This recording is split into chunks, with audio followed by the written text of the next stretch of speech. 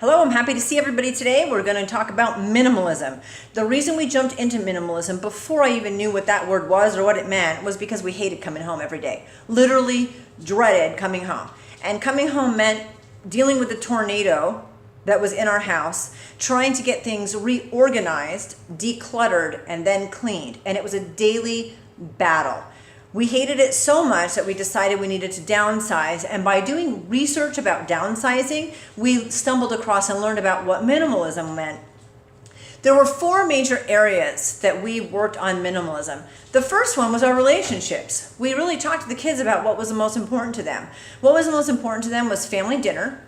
The conversations that we have conversation starters. We do high-low at dinner time, taking trips, going on hikes, the adventures, the spending time together, and playing games. So we really went through our game cabinet and figured out what games do we really like to play and we want to play. So that was one thing. It was what was important in spending time with each other. And spending time with each other wasn't being stressed and pissed off about cleaning my damn house. The next thing was our personal relationship, and one thing that was super important to us was date night once a week. We generally like to go to dinner because I don't have to cook it and I don't have to clean it, and the kids get to eat pizza rolls on that night. So we decided that that was an allotment financially that we wanted to spend, was date night. We do some of them that cost nothing, where we just go on a hike, and other times we go to a nicer restaurant, and sometimes it's just a coffee shop.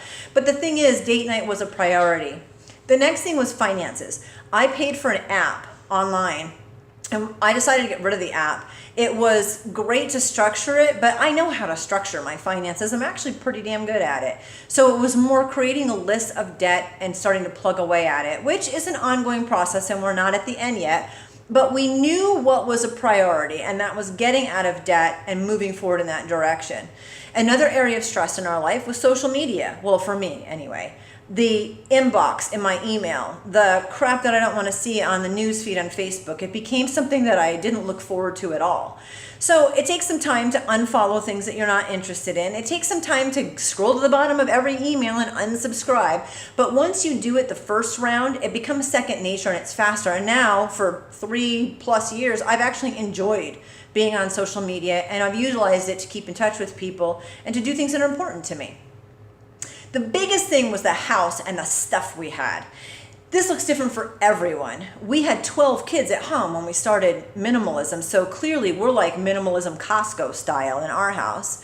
But as kids leave, we have a policy that they either take their belongings with them or we donate them. So the bed, the dresser, all their stuff. And we've gotten very good at going through their belongings and boxing them up in a way that makes sense to them that they're going to need. We got rid of all the furniture and the dishes and the spare coffee makers that we had in our garage, and we just donated all that stuff. It's not hard to get that if a child moves out into an apartment, and it's not outrageously expensive. It was more expensive to us stress-wise to try to keep it in our garage in our house.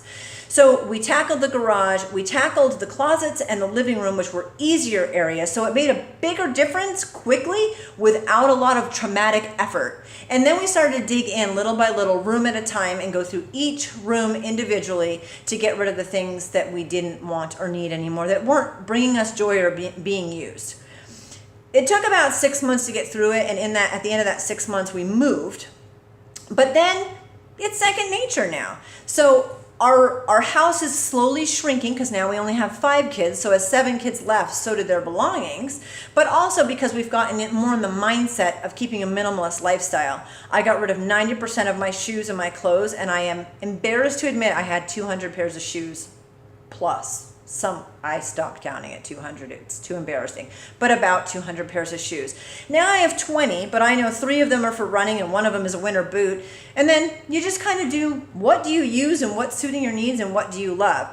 I do know when you go through your closet, one interesting thing that happens that I did not expect, and I had a policy to try every single thing on, which is humbling to say the least.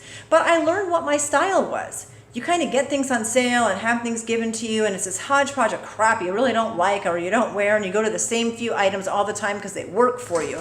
But I learned what my style was. So just jump in, dive in somewhere small, and don't do what I did, which was try to dump the silverware drawer. That might have been a little excessive.